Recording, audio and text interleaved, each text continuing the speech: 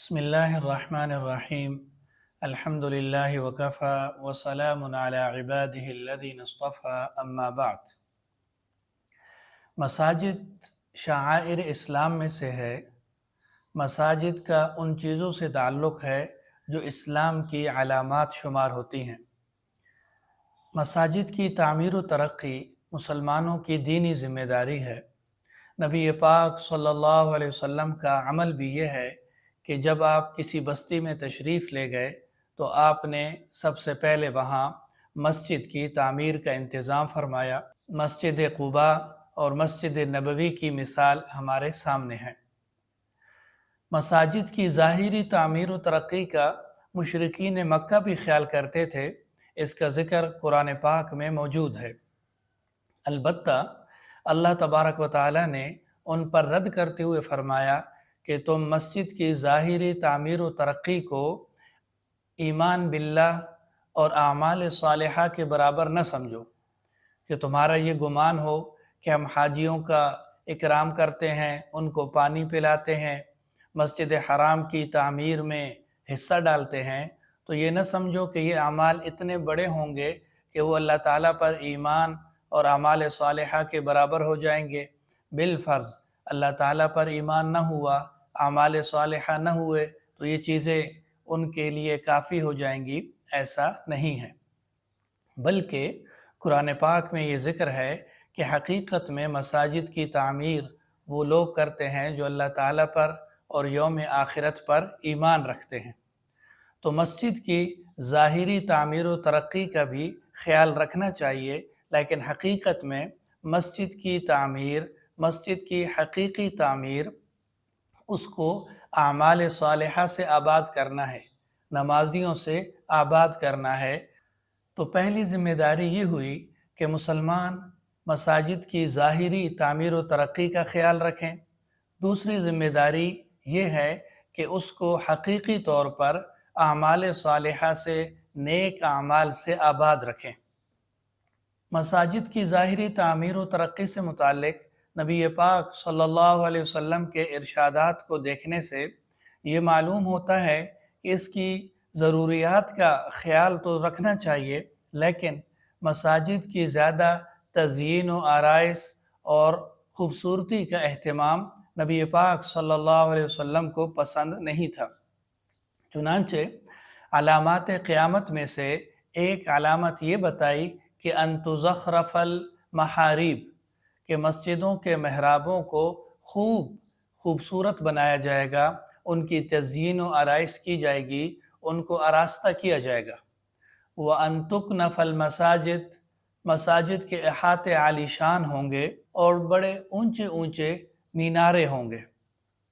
اور حدیث میں آپ نے فرمایا لا تقوم الساعة حتى يتباهى الناس في المساجد، کہ اس وقت تک قیامت قائم نہیں ہوگی جب تک لوگ مسجدوں کے بارے میں ایک دوسرے پر فخر نہیں کریں گے۔ مطلب یہ ہے کہ کہیں گے کہ ہماری مسجد بڑی ہے، فلاں مسجد زیادہ خوبصورت ہے، فلاں محلے کی مسجد تو بہت ہی اعلیٰ ہے، تمہاری مسجد ہماری مسجد کے مقابلے میں خوبصورت نہیں ہے، تمہاری مسجد کی سہولیات ہماری مسجد سے کم ہیں۔ تو مساجد کے بارے میں ایک دوسرے پر فخر و مباحات کرنا یہ علامات قیامت میں سے ہے۔ مسجد سے متعلق جو دوسری ذمہ داری ہے کہ اس کو حقیقی طور پر آباد کیا جائے، اعمال صالحہ سے، ذکر و اذکار اور نوافل سے آباد کیا جائے، اس سے متعلق بھی نبی پاک صلی اللہ علیہ وسلم کے ارشادات ہیں۔ چنانچہ اس بارے میں بھی آپ نے ارشاد فرمایا کہ ایک زمانہ ایسا آئے گا کہ جب لوگ مسجد میں حلقے بنا کر بیٹھیں گے اور ان حلقوں میں دنیاوی باتیں کریں گے۔ امامہم الدنیا، ان کا امام دنیا ہوگی، یعنی مسجد میں وہ اپنی آخرت بنانے نہیں آئیں گے، دنیاوی اغراض سے آئیں گے۔ فلا تجالسوہم فیہ، تو ایسے لوگوں کے ساتھ نہ بیٹھنا۔ فلیس للہ بہم حاجہ، اللہ تعالیٰ کو ایسے لوگوں کی ضرورت نہیں۔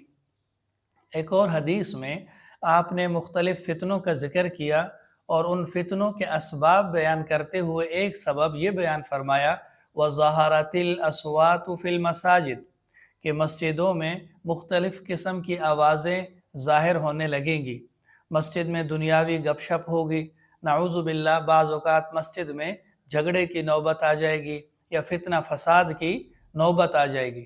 تو یہ چیزیں بھی نبی پاک صلی اللہ علیہ وسلم کو پسند نہیں تھی۔ مسجد کا ادب تو یہ ہے کہ جب آپ تشریف لائیں اور وہ مکروہ وقت نہ ہو تو اس میں آپ تحیۃ المسجد پڑھیں۔ یہ تحیۃ المسجد مسجد کا ایک ادنا سا حق ہے۔ ایک حدیث میں فرمایا آپ نے کہ ایک زمانہ ایسا بھی آئے گا کہ ایک بندہ مسجد میں آئے گا اور وہ اس کے پاس اتنا وقت نہیں ہوگا کہ وہ 2 رکعت پڑھ لے، یعنی یہ مسجد کا ایک ادنا حق تھا۔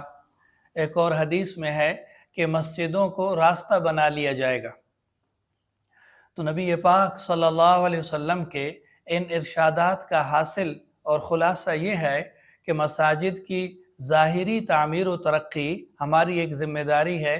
مسجد کے جتنے اخراجات وغیرہ ہیں وہ انہی نمازیوں کا حق ہے جو اس میں نماز پڑھتے ہیں، ان کو پورا کرنا ان کی ذمہ داری ہے۔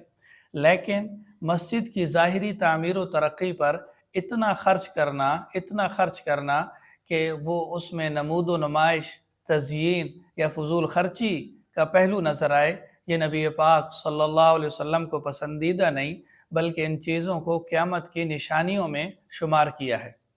مسجد کو باطنی طور پر آباد کرنا چاہیے، اس میں دنیاوی گفتگو نہ ہو، لڑائی جھگڑا نہ ہو، مسجد کے آداب کا خیال رکھا جائے، کہیں اس کے ادب میں کمی نہ ہو، آوازیں بلند نہ ہوں، مسجد کو راستے کے طور پر استعمال نہ کریں۔